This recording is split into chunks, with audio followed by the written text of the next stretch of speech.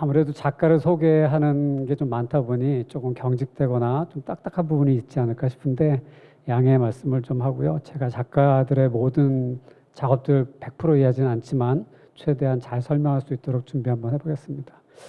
우선 이 강연에 이렇게 초대해 주신 NC 문화재단과 재단 법인 아름지기에 대해 감사하다는 말씀을 드리고 싶습니다. 그리고 이렇게 함께 해주신 여러분은 오셔서 강의 들으셔서 감사드립니다. 잘 설명할 수 있도록 노력하겠습니다. 기본적으로 디지털 테크놀로지와 크래프트에 대한 이야기를 하겠습니다. 공연에서 디지털 기술들을 어떻게 활용하고 있는지, AI를 직접적으로 쓰고는 있지 않지만 생성형 디자인이라든지 제너레이티브 디자인이라든지 등등 여러 가지 기술들을 활용해서 작품에 활용하고 있는 작가들을 소개하게 될 것 같습니다.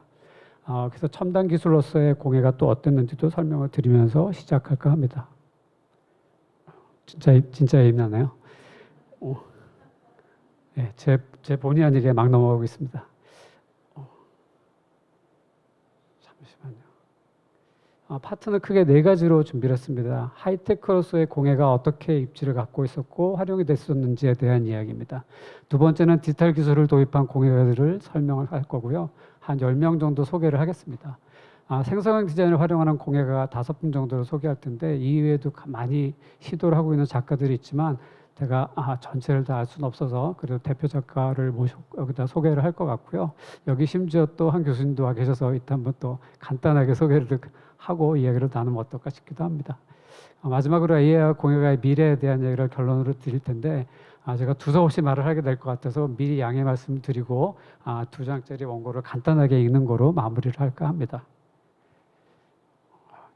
진짜 예민하네. 어떻게 하셨는지. 예, 하이테크와 공예에 대한 이야기입니다. 전통을 기반으로 하는 여러 가지 공예품들 생활 속에서 본다면 당대의 최첨단 기술들이 도입돼서 쓰는 것을 볼 수 있습니다.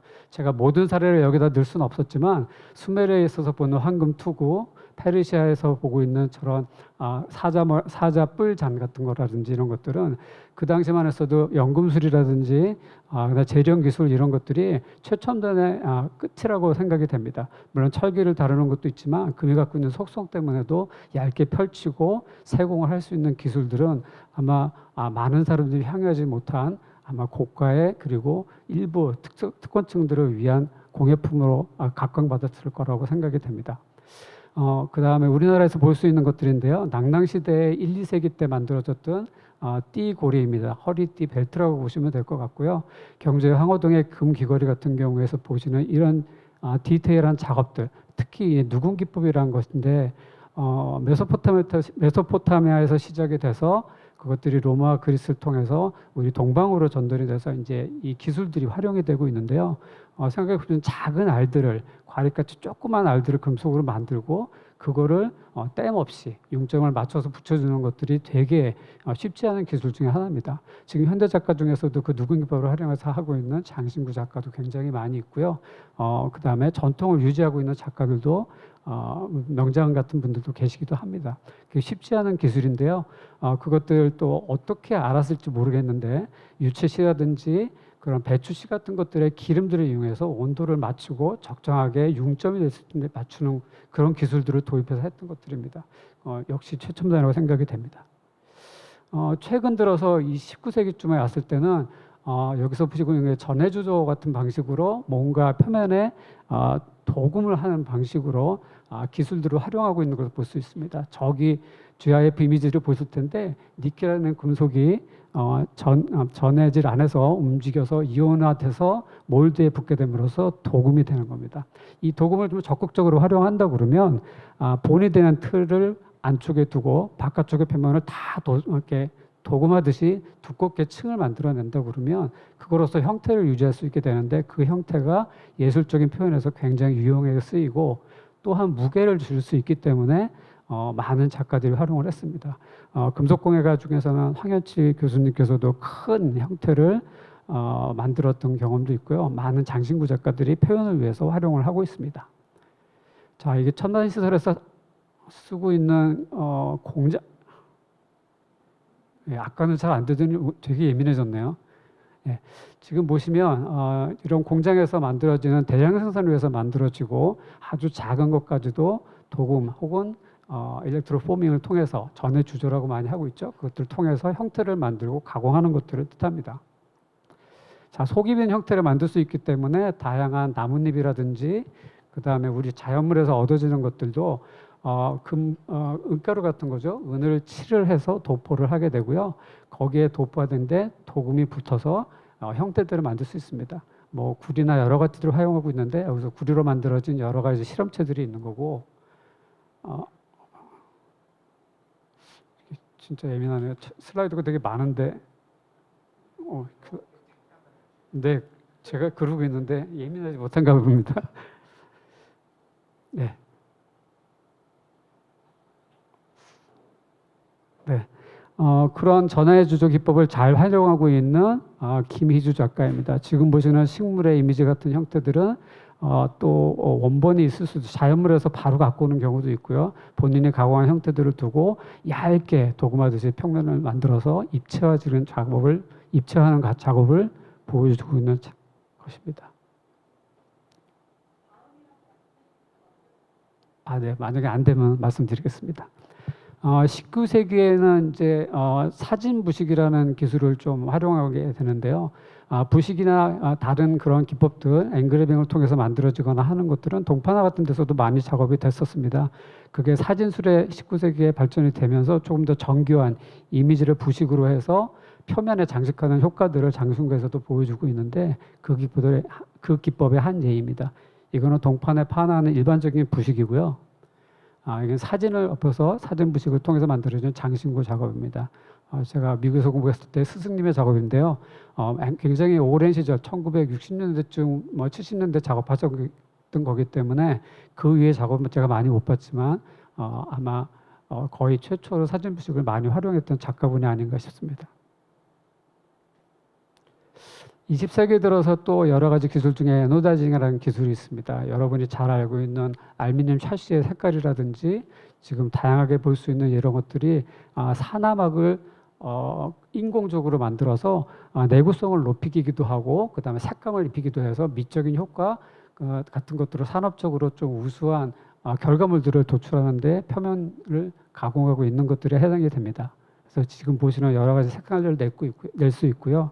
알루미늄, 니오비움, 티타늄 같은 것들의 백금속들에 해당되는 것들도 조금 도금을 할 수 있는 그런 여지들이 에노다이징을 할 수 있는 여지들이 있는 그런 재료라고 보시면 되겠습니다.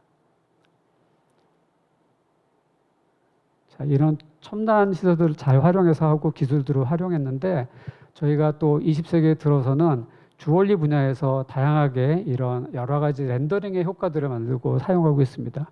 사실은 렌더링은 군사적인 목적에 의해서 직접적으로 이미지를 만들어내기 위해서 시작이 됐고요. 그것들이 지금 현대에는 여러 분야에서 건축, 미술, 다양한 분야에서도 렌더링을 활용하고 있습니다. 90년대 말 정도가 될 것 같습니다. 주원리업계 이제 종로 쪽에 굉장히 유명하게 돼 있고 구성이 돼 있는데 거기에서 장신구를 만드는 원본 기사들이 일본으로 이제 이주를 하게 되고 동공화 현상이 생기면서 디지털로 원본들을 만드는 사람들이 시작이 좀 됐습니다.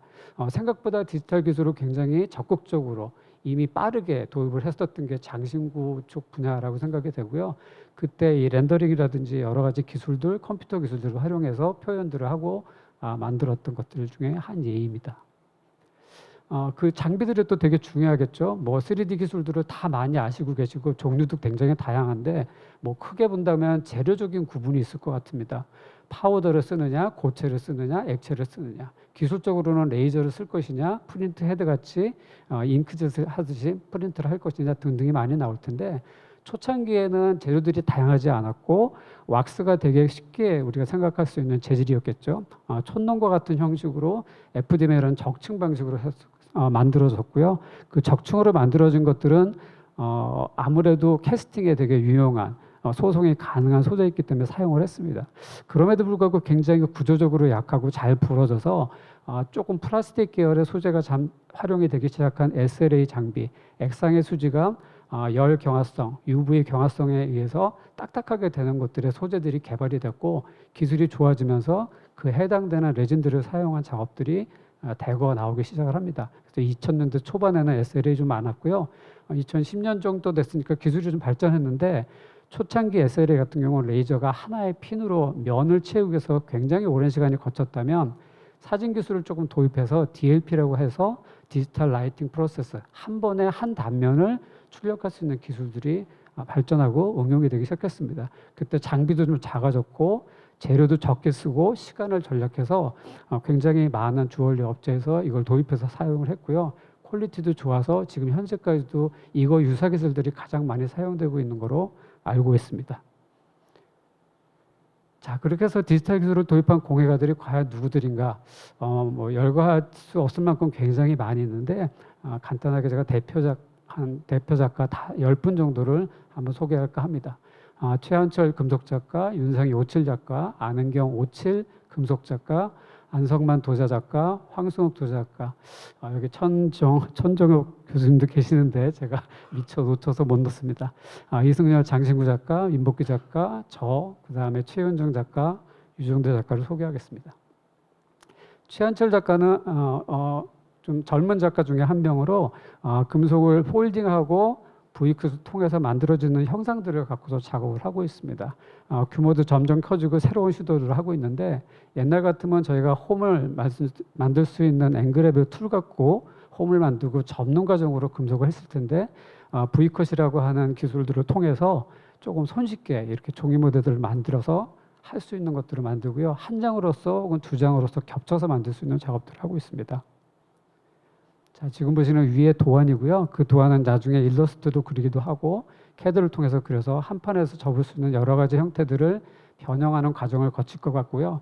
지금 현재는 본인이 직접 하고 있지만 아마 AI가 도입이 된다면 그걸 자율적으로 여러 변형 형태를 제공하게 될 것 같고 그중에 아주 성구안이 좋은 어떤 작가들이라면 좋은 작업들을 뽑아낼 수 있는 것들이 되게 중요하게 대두가 될 거라고 생각이 됩니다. 자, 그렇게 만들어진 다양한 사례들을 너무 빨리 확 지나갔습니다만 한번 보여드리겠습니다. 자, 아로마를 위한 거 과기입니다. 사이즈는 한 3, 40cm 정도 되는 지름을 갖고 있는 오브제입니다.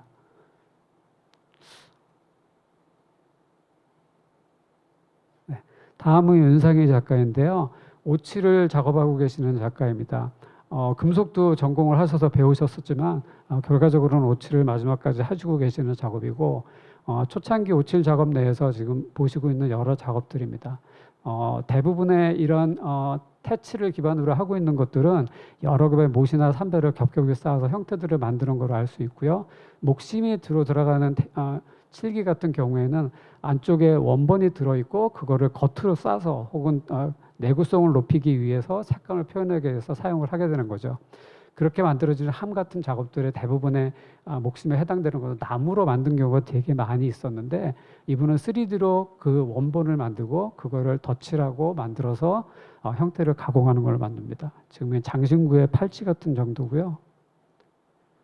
여러 가지 스케치를 통해서 만들고 준비하시고 형태를 CAD상에서 그려내고 프린트에 데이터 보내서 출력함으로써 여러 파트들을 부분적으로 만들고 있습니다. 지금 잘려져 있는 1번 같은 그림 경우에는 프린터의 크기의 문제이기도 하고요. 구조의 문제이기도 해서 기계가 훨씬 더 좋아지고 대규모의 기계라면 한 번에도 출력이 가능한 걸로 알고 있습니다. 아마 그렇지 않아서 자작으로 거의 다 하다 보시니까 여러 부품을 나누고 결합하는 과정들을 거쳤을 것 같고요. 지금 보시다시피 생칠도 하고 여러 가지 회칠도 하고 해서 점점 두께를 만들어가고 산배를 붙여서 작업을 하고 있는 오칠 작업의 전형적인 예입니다. 아마 프린터가 없었다면 형태를 이렇게 쉽게 가공할 수 없었을 것 같습니다. 나무를 깎는 시간도 오래 걸렸을 것 같고 그거를 선별하는 과정도 되게 힘들었을 텐데 프린터가 아주 중요한 역할을 여기서 하고 있는 것을 볼 수 있습니다. 그래서 형태의 자율성도 더 많이 갖고요. 적극적으로 여러 형태들을 보여주고 있습니다. 주로 특별하게 주제는 결혼과 여성성에 대한 이야기, 여성으로서의 문제점에 대한 부분, 느끼는 여러 가지 고통들을 작품으로 승화해서 보여주고 있는 오칠, 함, 기물, 오브제 작업들입니다. 꽤 오래전으로 알 수 있는데요. 2016년, 17년 이렇게 써 있지만 작가들이 활용하고 계신 시점이 최근이 아닙니다. 상당히 오래됐고요. 좀 빠른 분들은 90년대 후반부터 조금 늦고 시작하셨던 분들은 10년도 즈음부터 그리고 20년대는 현대 작가들이 그것들을 적극적으로 활용한 작업들이 후반부에 또 나올 예정입니다.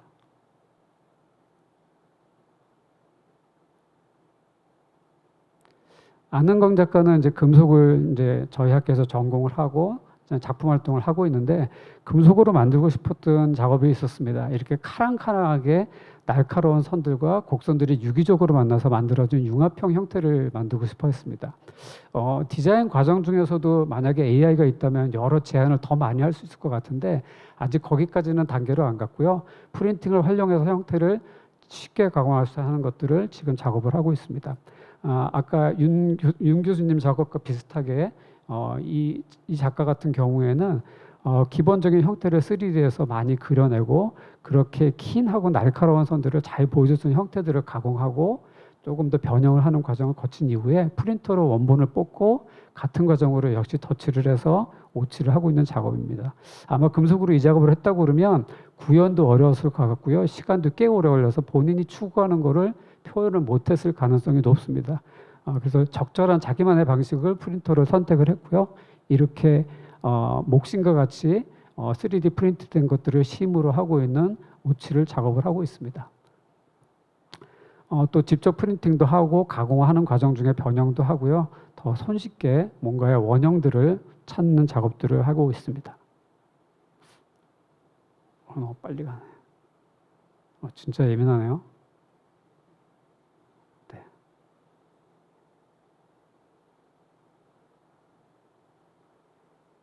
자, 그래서 조금 더 표면에 대한 거침, 부드러운 정도, 매끈한 정도의 여러 가지 실험들을 남은 시간에 더 해서 표현을 위주로 하고 있는 작업에 아주 묘한 느낌을 주는 기물 작업들을 하고 있습니다. 지금 베이스들은 다 3D 프린트입니다. 안성만 작가는 초창기에 클레이 재질을 가지고 3D 프린터도 만드시고 그거를 실험적으로 보여주는 작업들을 하고 있습니다.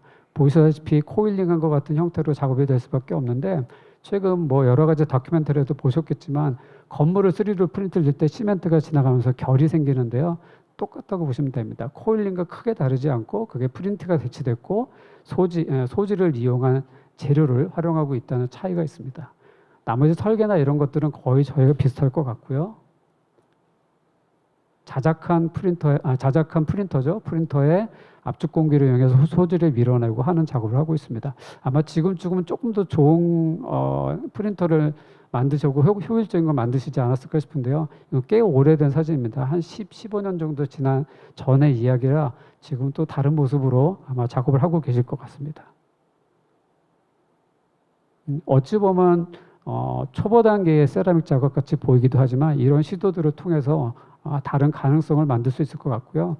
이렇게 만들어진 적층의 형상들을 그대로 남긴 이유는 프린터에서 만들어지는 것들을 보여주는 게 의미가 있었고요. 향후에 이걸 후작업이라고 할 수 있겠죠. 두드리고 갈고 깎아낸다고 그러면 또 훨씬 더 퀄리티 있는 작업을 만들 수 있는 여지들을 갖고 있는 작업에 좋은 샘플이라고 생각이 됩니다.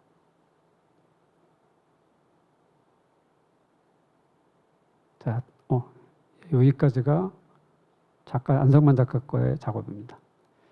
자, 황승욱 교수님은 도자 전공자시고요. 충남대에서 학생들을 가리키고 도자 안에서 3D 프린트, 디지털 테크놀로지 등등에 관련된 것들을 교육하고 있고, 오늘 소개하는 한 작가 중에 일부도 그 제자로 활동을 하고 있습니다. 자, 지금 보시다시피 아주 딱 떨어질 수 있는 이런 함인데요. 합이라고 해야 될까요? 이것들을 만들어내는 게 일반적으로 틀을 만들고 깎아서 몰딩을 만들고 슬리캐스팅하는 게 그렇게 쉬운 일이 아닙니다.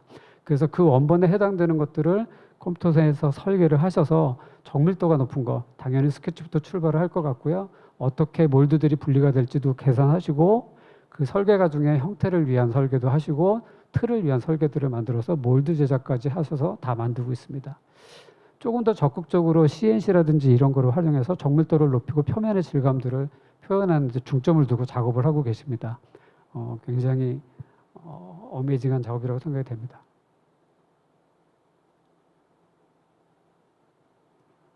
자, 나머지의 일반적인 과정들은 슬립캐스팅 하듯이 도자의 전통적인 방법들을 활용하고 있다고 보시면 될 것 같습니다. 황승욱 교수님 같은 경우들은 본인이 갖고 있는 여러 아이디어를 구체화할 수 있는 하나의 툴로서 디지털 기술을 인식하시고 계시고 그것들을 학생들에게 가르치고 실험하는 작업들을 주로 하시고 계십니다. 현재 소지로 만들어지고 있는 3D 프린팅을 활용하지 않는 것은 아직까지 그 단계가 안 왔다고 생각을 하시는 것 같습니다. 아까 이 교수님도 설명하셨지만 실물로 구현하거나 실제로 물리적으로 보여주기 위해서는 분명히 그 기술이 압도적으로 발전을 해야 될 텐데 거기까지 아직은 안 돼 있는 상태인 것 같고요. 경제성에서도 문제가 있어서 아까 말씀하셨지만 아직까지 그런 기계들이 많이 나와 있지 않습니다. 우리가 많이 알고 있는 3D 프린터 같은 것들은 이런 것들이 처음 나왔을 당시에 이거는 자동으로 모든 걸 다 해준다는 광고를 하고 홍보했었는데 그렇지 않습니다.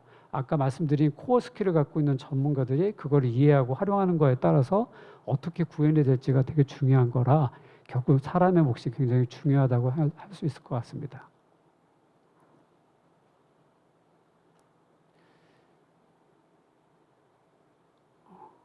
제가 생각보다 예민하지 않은 것 같습니다. 굉장히 예민한 작업을 하는데 이 교수님보다 많이 확확 넘어가는 거 보면 네.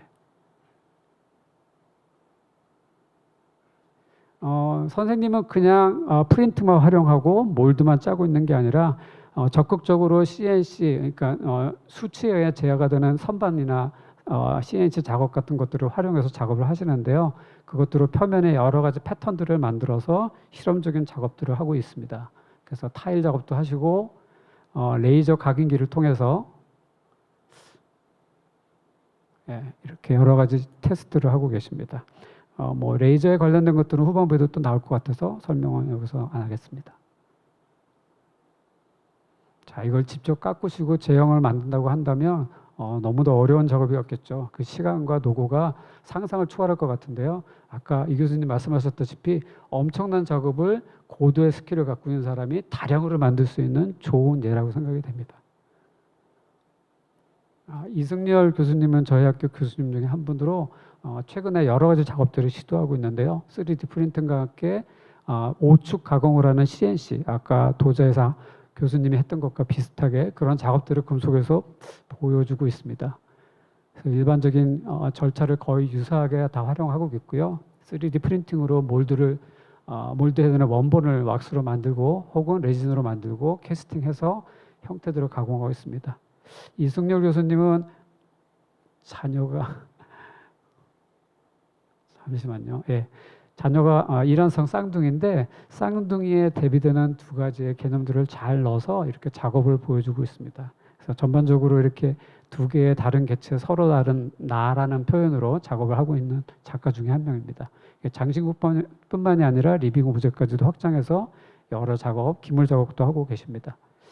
이 작업은 오축기계 중에서도 일반적인 오축기계도 가능하지만 레이저로 각인해서 이제 여러분이 많이 보셨겠지만 이름도 새기고 하는 것들이 있죠. 그게 좀 전문적으로 활용되는 기계들을 쓰게 되면 이렇게 굉장히 미시적인 효과나 아주 섬세한 효과들의 선적인 요소들이나 각도들을 만들 수 있습니다. 일반적으로 저걸 저희가 깎는다, 직접 왁스를 깎는다거나 금속을 가공한다고 그러면 아마 불가능에 가까울 것 같은데 기계의 도움을 그다음에 디자인 과정 중에서 능으로 해서 이 형태들이 다양한 각도들이 보여지는 작업들을 구현할 수 있게 되는 겁니다. 실제 사이즈와 느낌을 좀 보셨으면 좋겠습니다.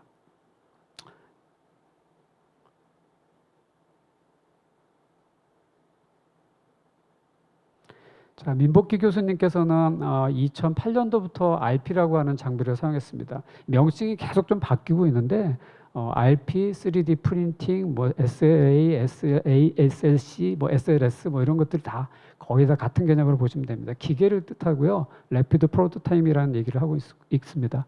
또 일렉트로 포밍도 쓰시기도 하고 캐스팅을 통해서 만들어지는 작업들을 하고 계십니다.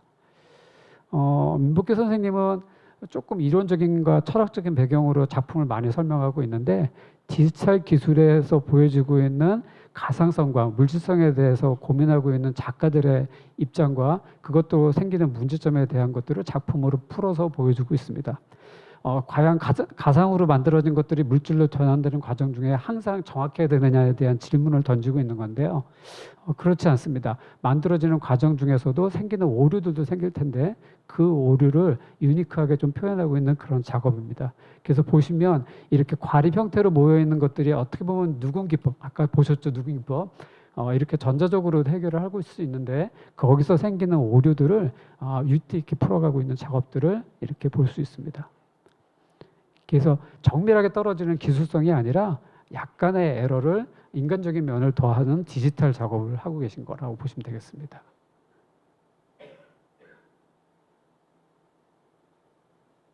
그래서 브로치의 핀 장식이나 이런 것들도 핀 자체는 아니지만 그걸 홀드할 수 있는 부분도 같이 설계상에 넣고 있고요. 저도 유사한 작업이 좀 있긴 합니다. 자, 그래서 보여지는 우연성과 어떻게 보면 인간적인 면의 오류들을 그대로 보여주는 작업으로 제목조차도 나와 있죠. 어떤 오류로부터 뭐 이런 식으로 나와 있습니다. 전데요. 디지털을 좀 활용하기 시작한 1세대라고 해도 될 것 같습니다. 90년대 후반부터 시작을 좀 했고요. 당시에는 프린터를 떠나서 프로그램도 많지 않은 상황이었기 때문에 여러 프로그램도 좀 섭렵을 해봤고 프린팅이 좀 대한 테스트도 좀 해보고 했습니다. 그래서 이렇게 이미지를 좀 에디팅해서 보여줄 수 있는 작업도 한번 넣어봤고요. 실제 만들어진 브로처 사이즈가 한 5cm 정도 되는 3D 프린팅으로 출력하고 캐스팅을 떠서 후작업 없이 그냥 표면만 조금 마감하고 끝낸 작업입니다. 초창기에 그런 작업들이 되게 부담스러웠던 것들은 프린트가 기술적으로 숙련되지 않고 고도화되지 않은 상황에서 결과물이 되게 안 좋았습니다. 표면이 거칠고 힘들어서 섬세한 장신구 작업을 하는데 힘들었기 때문에 많은 시도를 했지만 실패했고 그래서 수작업으로 다시 왔다가 또 활용을 하기도 했죠. 그게 아까 말씀드린 주얼리 시장에서 DLP라는 장비가 나올 때 제가 바로 이전 작업을 시도했던 것들입니다. 그래서 보여준 장신구 작업입니다. 남들과 다르지 않게 스케치하고 디지털 재료를 사용해서 아이패드도 쓰고 캐드도 그려내서 작업을 하고 있습니다. 지금 보시는 파트들은 캐드상에서 그렸고 여기 오른쪽에 보시는 많은 작업들은 프린트에서 직접 생산된 재료입니다. 재료가 그 당시만 해도 많이 없었기 때문에 이제 라떼란 말을 자꾸 쓰면 안 되지만 그 당시에는 그 라떼는 저기 보시다시피 그 재료들이 굉장히 독특했습니다. 그리고 되게 거칠었었는데 아까 DLP가 나올 때 한 2010년 즈음부터는 굉장히 섬세하게 출력이 잘 돼서 이 재료를 직접 써도 되겠다라는 생각이 좀 들었고요. 그거를 장신구에 넣어서 작업했던 예 중에 하나입니다. 자, 이것도 기술이 좋아져서 프린팅으로 바로 캐스팅까지도 갈 수 있을 것 같다고 시도했던 작업입니다. 그래서 10년도 초반에 했던 작업을 한번 넣어봤습니다. 그렇게 만들어진 결과물들이고요. 가로 세로 5cm 정도 되는 브로치고 아까 민복교 선생님 같이 핀장식이라든지 이런 것까지 다 출력으로 넣고 우리가 핀으로 되어 있는 철사 같은 거나 금속으로 되어 있는 재질만 빼고 나머지는 다 설계를 컴퓨터에서 하고 출력해서 작업한 작업들입니다. 그 나머지 작업들은 3D 프린팅을 또 직접적으로 활용하는 뭔가의 공예적인 작업이 뭐가 있을까 고민하다가 조명이 아주 생각이 났습니다. 프린트 재료들의 대부분들이 투과성을 좀 많이 갖고 있습니다. 반투과, 투명한 것, 불투명도 물론 있지만 아무래도 밝고 투명한 재질이 많이 있어서 조명의 가수로서의 역할을 많이 해서 디자인 페어에 한번 초빙이 돼서 만들었던 조명입니다. 구조적으로 금속 그 안쪽에 이제 조명을 해야 되기 때문에 전구형 조명을 저는 사용하는 바람에 안쪽에만 그 사기로 되어 있는 소켓 빼고 나머지는 다 프린트로만 만들어진 조명입니다. 실물이고요. 프린팅에서 두께 조절을 좀 하면서 빛이 비치는 마치 한지 사이에서 나오는 그림자의 효과 같은 것들을 보여주기에 적합해서 초창기에 했었고요. 재료에 따라서 여러 가지 특징이 있는데 파우더 베이스로 만들어 온 작업이라 지지대나 이런 거 없이 그 자체를 출력하면 바로 꺼내서 쓸 수 있는 작업입니다. 어떻게 보면 원본에 데이터만 있으면 제가 전 세계 어디든 뿌려서 더글라스 작업같이 막 여기저기서 전시를 할 수 있는 그런 작업이 될 거라고 생각이 됩니다.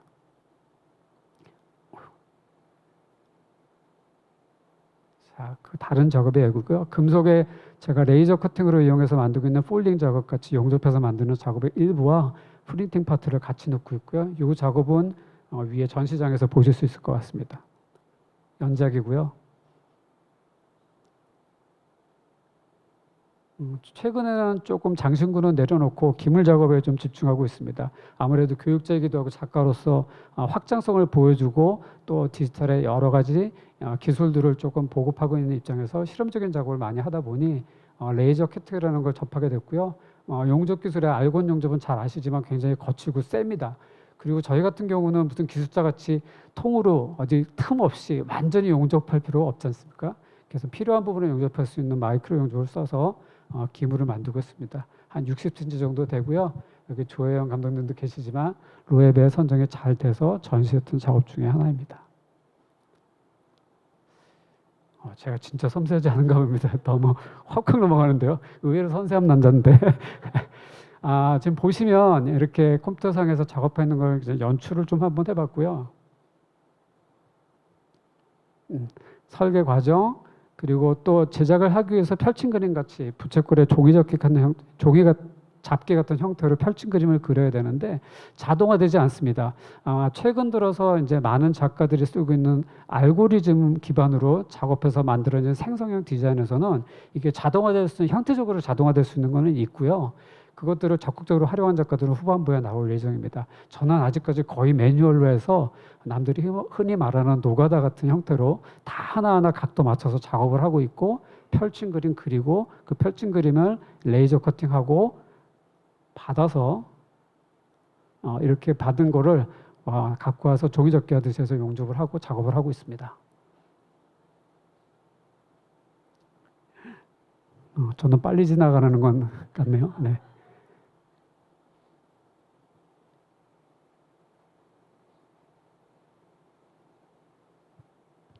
교수님 이거 어떻게 하셨습니까? 마지막 작업은 현재 지금 디자인 마이아민 서울 디자인 하고 지금 전시를 하고 있지 않습니까? DDP에서 거기에 나와 있는 작업이고요. 여기 오늘 방청객으로 참여해 주신 천정업 작가님 작업도 거기 있습니다. 디지털 베이스로 작업하신 건데 좋은 예가 될 것 같습니다. 시간 되시면 한번 관람해 주시면 좋을 것 같습니다. 최현정 작가는 3D 프린팅 재료를 제가 초창기에 시도했던 것 같이 재료에 또 발전이 많았다고 하지 않았습니까?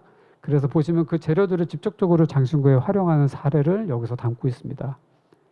보시다시피 레진 계열의 액상수지의 레진 계열에서 만들어지는 프린팅 재료를 장신구의 재료로서 활용하기 시작한 좋은 작가의 예 중에 한 명입니다.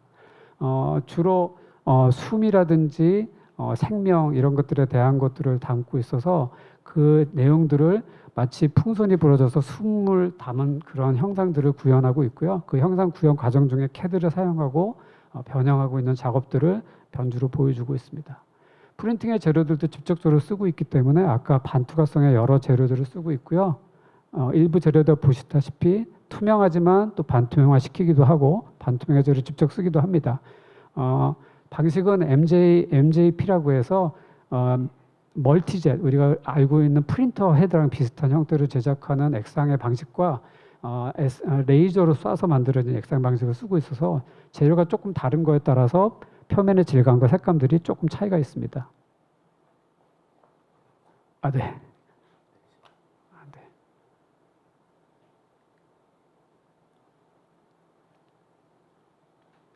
사이즈는 한 10cm 내 정도의 사이즈가 되는 걸로 알고 있습니다. 자, 지금 보시다시피 질감과 색깔이 조금씩 차이가 있습니다. 조금 더 과감하게 시도하고 있어서 염색을 한다거나 표면에 다른 재질을 넣거나 아까 말씀드린 일렉트로포밍이나 도금같이 입힐 수도 있는데 이 작가는 거기까지는 시도는 안 했고요. 프린팅 재료 자체를 적극적으로 활용한 예 중에 한 명입니다.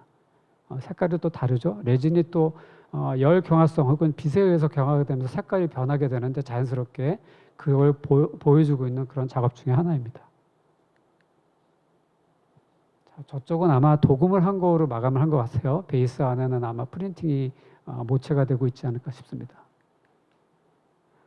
유정대 작가는 가구를 디자인하고 있습니다. 3D 프린트 중에서 PLA라고 하는 친환경 소재를 가지고 작업을 하고 있는데요. 프린트가 많이 변해왔고 재료도 변해왔다시피 친환경 재료가 아주 특별한 건 아니지만 아무래도 일반적인 레진보다는 조금 자연적인 재료이기 때문에 그걸 부각시켜서 작업을 하고 있고요. 가구 디자인을 실제로 하고 있는 그런 작가 중에 한 명입니다. 그래서 보시는 그 프린트는 보통 적층을 하고 있는 FDM 방식이고 필라멘트로 들어갑니다. 그러니까 얇은 선을 우리가 알고 있는 글루건 같이 만들어서 계속 쌓아주게 되는데 그 결과 여러 가지 결들이 생기고 그 결을 남김으로써 하나의 표면 요소로서 활용하고 있는 작가 중에 한 명입니다.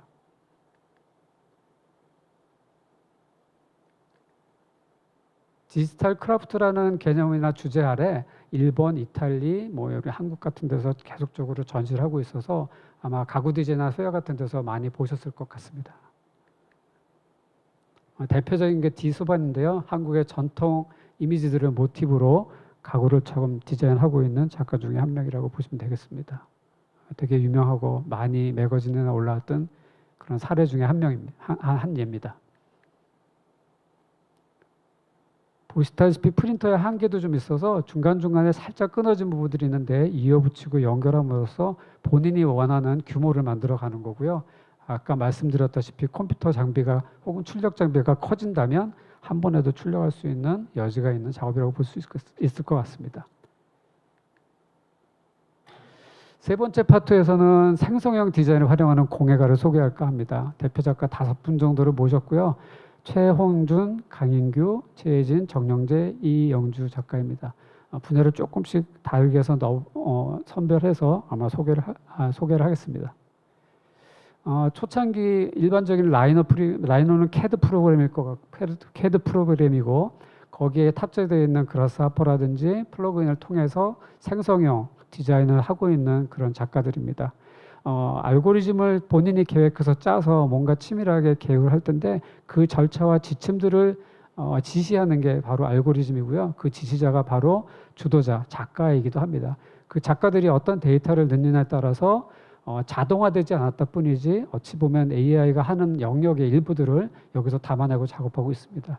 여기서 보시는 게 이제 그라스하퍼라고 하는 생성형 디자인 프로그램 안에 모듈인데요.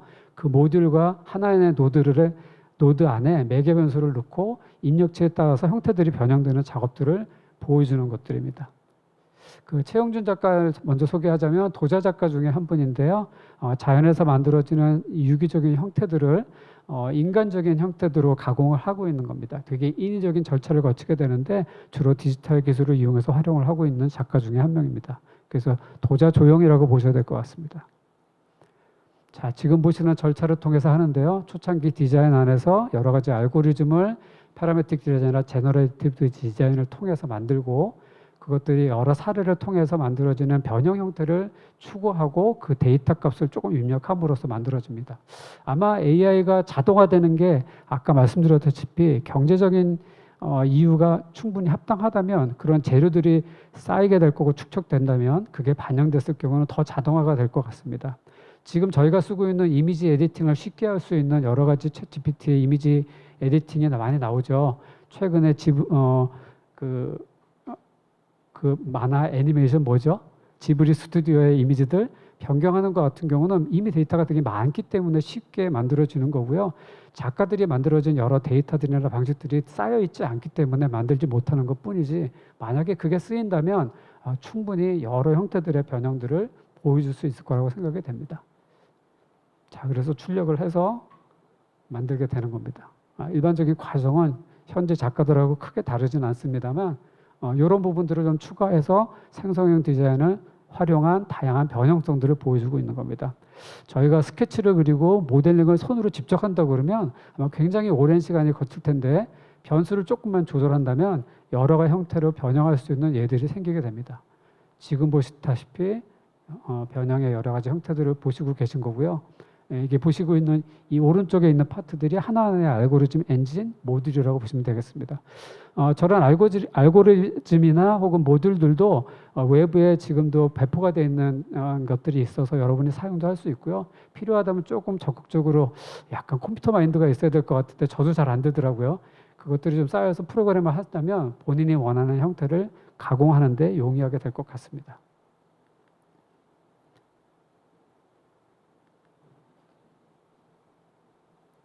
그 예를 조금 보실 텐데요. 자, 이런 형태들이 다 미적이라고 하기 어렵죠. 심미적으로도 충분히 가치가 있느냐 판단하기 어려울 것 같습니다. 그렇지만 아까 이 교수님도 말씀하셨지만 여러 작업 중에서 정말 좋은 것들을 선별할 수 있는 선구안이 있다거나 미적인 가치를 충분히 이해하는 작가라면 얼마든지 좋은 작업을 만들어낼 수 있을 거라고 생각이 됩니다. 자, 그렇게 만들어진 원본과 그 다음에 틀을 이용해서 슬립 캐스팅을 해서 만들어진 결과물입니다.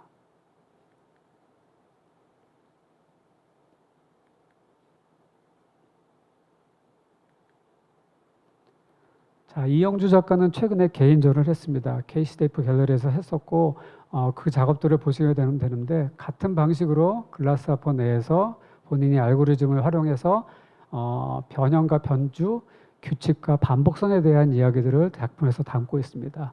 그 안에서 만들어진 것을 형태에 담고 그 규칙성과 반복에 대한 것들을 어떻게 변주할지를 프로그램상에서 활용하고 있는 예중이고요. 제가 하는 작업과 다르게 저는 다수 작업하듯이 거의 노가다에 가깝게 작업을 한다고 했는데 프로그램 안에서 그 변형들을 조금 더 손쉽게 접근하고 출력해서 하는 나머지 작업들은 일련의 작업들은 공예 작업과 다르지 않게 하고 있는 작가입니다. 그러면 아까 교수님도 말씀하셨지만 물리적으로 생산해서 만들어진 AR 기술이 지금 도입되는 데는 경제성도 없고 아마 돈이 안 돼서 누군가는 쉽게 만들지는 않겠지만 언젠가는 될 수 있는 여지가 있는 거고요. 디자인을 변형하는 영역이라든지 가공하고 변주를 주는 영역 내에서는 충분히 지금도 활용할 수 있는 여지가 있습니다. 단 아직까지는 자동화되어 있는 그런 프로그램들이 많이 존재하지 않지만 수작업을 통해서 지금과 같이 할 수 있는 여지들은 남아있다고 보시면 되겠습니다. 아마 되게 빨리 또 발전하지 않을까요? 저희가 옛날에 3D 프린트 나올 때만 해도 굉장히 비쌌습니다. 아까 뭐 몇천억 대도 있지만 프린터 하나만도 거의 1억 대, 막 10억 대 막 이렇게 했었거든요. 실제로 가장 좋은 것들은 몇십억씩 했습니다. 근데 지금 프린터 거의 공짜잖아요. 그리고 15만 원에서 20만 원 줘도 자작으로 만들 수도 있습니다. 그러니까 충분히 물리적인 것도 이제 어느 정도 지금 뒷받침이 되고 있고 프로그램을 활용할 수 있는 능력도 많이 생겼습니다. 근데 여기서 중요한 게 있습니다. 뭔가를 만들고 한다는 것들은 아까 말씀드린 코어 스킬을 갖고 있는 전문가들이 접근했을 때 효율을 높일 수 있습니다. 초보자들이 지금 흔히 말하는 대학교생들이나 대학원생들이 접할 때는 기술도 배워야 되고 그 다음에 그러니까 우리가 알는 전통적인 기술이죠. 그걸 이해해야 되고 그거를 넣을 수 있는 어떤 장비 내에서 설계할 수 있는 프로그램을 배워야 되고 아까 같이 이런 프로그램에서 또 언어를 구사해서 여기 이제 컴퓨터적인 언어겠죠. 통해서 어떻게 설계를 할지도 알아야 되기 때문에 그 시간까지 가기가 지금은 힘들지만 많은 젊은 작가들이 아주 쉽게 접근해서 지금 많은 단계까지 와 있는 상태라고 생각이 됩니다. 저희 때만 해도 상상이 안 됐었지만 지금은 누구나 접할 수가 있기 때문에 향후 몇 년 있으면 또 더 쉽게 접근할 수 있는 장비도 생길 것 같고 프로그램도 용이한 게 발전될 거라고 생각이 됩니다. 자, 그렇게 출력되어 있는 황동판 같은 알루미늄 파트를 놓고 일반적인 공예 기술을 이용해서 마감하고 다듬고 도장하는 방식으로 작업을 하고 있습니다. 규칙성과 반복성 내에 빛이 비치는 것까지 감안해서 만들었고요. 전시도 되게 흥미롭게 잘했습니다. 제가 전시상 사진 하나 넣지 못했네요.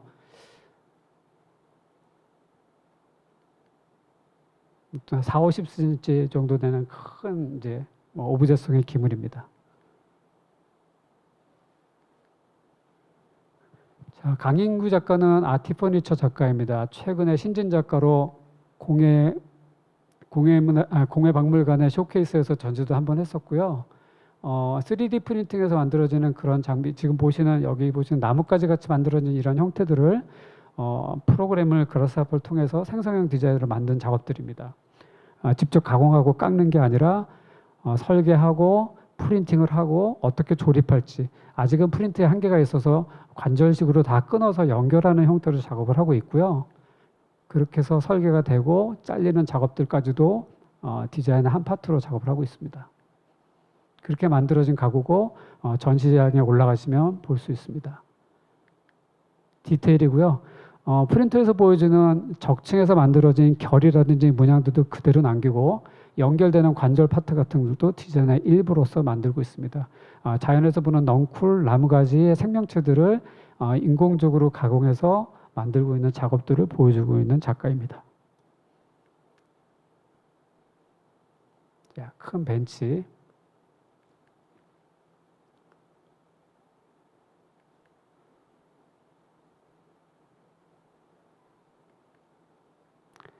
최희진 작가는 최근에 졸업한 정말 신진 작가입니다. 따끈따끈합니다. 작년에 졸업을 했고요. 제 제자이기도 합니다. 제가 또 지도를 했었던 학생 중에 한 명입니다.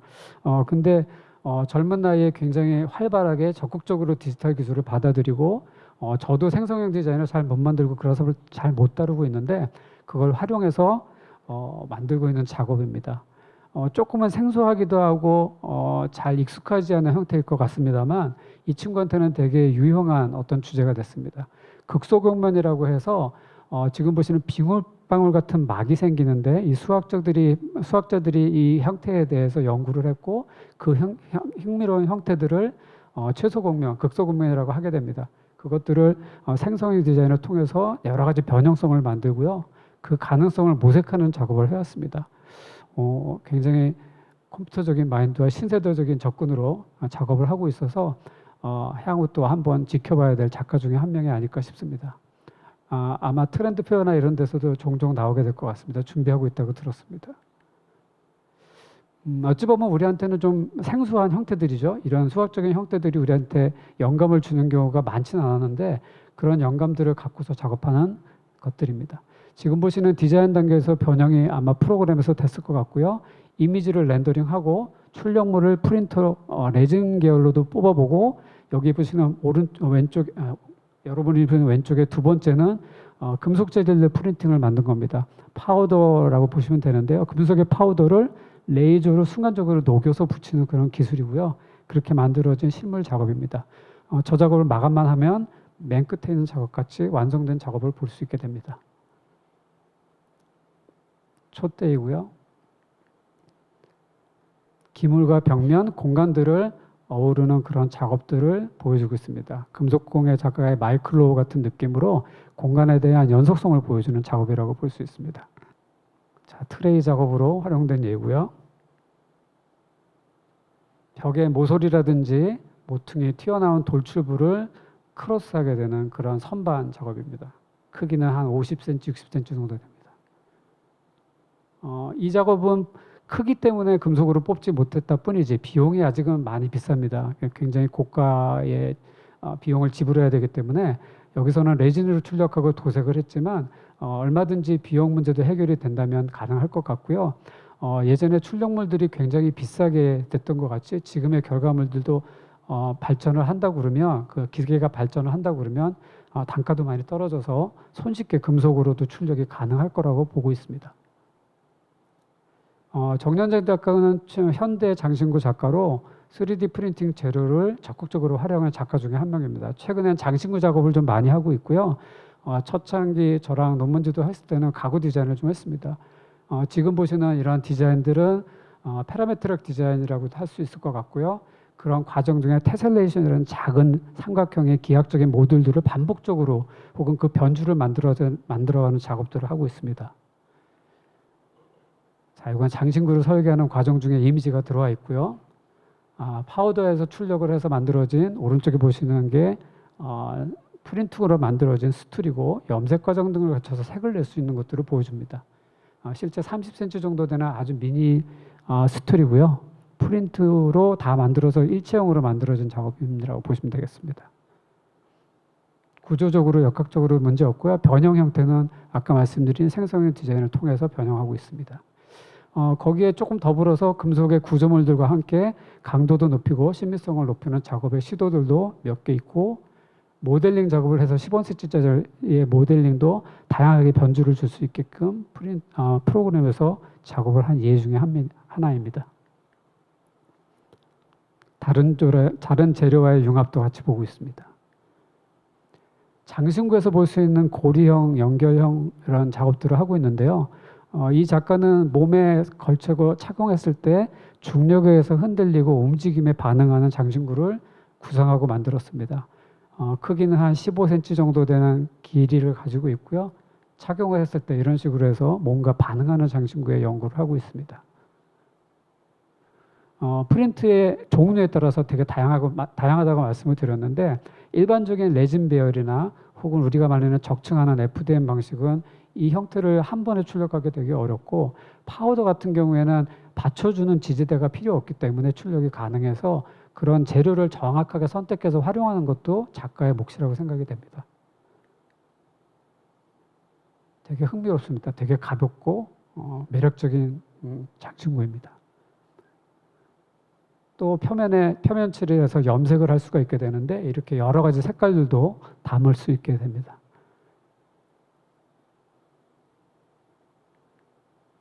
여러 상도 받고 확장해서 지금 전시를 국제적으로 하고 있는 작가 중에 한 명입니다.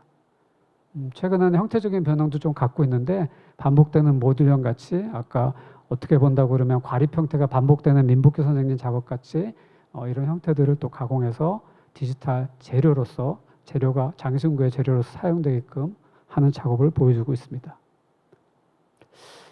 마지막 파트인데요. 결말을 지을까 합니다. AI의 공예가의 미래입니다. 이건 제가 두서없이 설명하는 게 참 어려울 것 같아서 양해를 드리고 원고를 하나 읽는 게 좀 나을 것 같아서 그렇게 하겠습니다. 양해 부탁드립니다.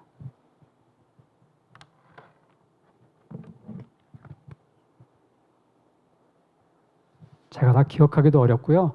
이 결말은 저 혼자만의 결말이 아니라 이렇게 활동하고 있는 작가들에게 제가 의견을 좀 물었고 그 데이터를 기반으로 같이 만들어서 어떻게 보면 좀 종합적인 결론이라고 말씀을 드릴 수 있을 것 같습니다. 좀 읽겠습니다. AI의 공예가의 미래. 이와 같이 다양한 공예가나 예술가들이 역사적으로 자신의 의도를 표현하기 위해서 새로운 시도를 계속해 왔습니다. 아까 이 교수님도 말씀했지만 예술가들은 굉장히 적극적으로 이런 기술들을 활용하고 있었습니다. 단지 그런 기술이 디지털이라고 해서 저희가 도외시할 필요도 없고 적극적으로 받아들여서 자기의 역량을 높이는 데 활용하면 될 것 같습니다. 때론 표현을 위해서 만들기 위해서 효과적인 방법을 찾기도 했고요. 그 다음에 생산성을 높이기 위해서 그런 수단으로 아까 반복적인 작업을 할 수도 있는 것들로 신기술을 적극적으로 활용하고 있습니다. 그 좋은 예가 3D CAD 활용, 3D 프린트의 활용이 될 것 같고 최근 들의 생성형 디자인도 한 좋은 예가 될 거라고 생각이 됩니다. 그래서 다양한 형태의 모색을 구상할 수 있게 된 거라고 보시면 될 것 같습니다. 작가들은 나름대로 최신 기술을 수용했고 다양한 기술, 디지털 기술, 생성형 디자인, 각종 알고리즘을 활용하고 있습니다. 여기서 알고리즘은 어떤 문제를 논리적으로 해결하는 데 있어서 사용되는 일련의 관련된 지침을 뜻합니다. 그 지침을 하는 주체는 작가이고 여러분이라고 생각이 됩니다. 대량 생산과 자동화를 하는 전면적인 시대의 공예는 좋은 물건이 무엇인지 역으로 더 생각하게 하는 어떤 계기가 되지 않을까, 시점이 되지 않을까 싶습니다. 너무 방대한 대량 생산과 디지털로 누구의 것인지도 모르는 작업들이 AI를 통해서 나온다면 그것들이 정말 잘 만들어진 공예품인가, 정말 작가의 작업인가 판별할 수 있는 능력도 필요하다고 생각이 됩니다. 자, 그럼에도 불구하고 인공지능은 발달을 할 거고 거기서 조금 더 자꾸 느껴지는 거는 인간다움, 손의 맛, 이런 사회의 흔적, 숙련된 기술들이 되게 중요하게 느껴질 거라고 생각이 됩니다. 따라서 공예의 새로운 정책성이 확립이 될 것 같고요. 이런 기술들이 한 축으로서 또 계속적으로 발전을 할 거라고 믿고 있습니다. 자, 알고리즘을 구성하는 것 같이 일부 과정은 인공지능이 대처할 수 있을 것 같습니다. 아까 말씀드렸다시피 여러 가지 변형 형태, 변주, 반복적인 이야기 이런 것들은 충분히 설계 과정에서 그리는 과정 중에서 상상을 할 수 없었던 것들을 시각화하는 과정에서 사용이 될 거라고 생각이 됩니다. 하지만 물리적으로는 어려움이 좀 있을 것 같습니다. 당분간 그런 기계도 많지 않을 것 같고 그것들을 또 활용할 수 있는 계기도 많지 않아서 그 시대가 언제 올지에 따라서 AI의 확장성은 무궁할 수도 있고 제한적일 수 있을 것 같기도 합니다. 자, 가까운 미래에 창작 작업에 용이한 AI 출현은 작가의 상상력을 자극할 것 같습니다. 작가들이 새로운 기술과 첨단 기술을 활용해서 많은 작업을 해왔듯이 지금 아마 그런 것들이 이 디지털 기술이나 AI 기술이지 않을까 생각이 됩니다.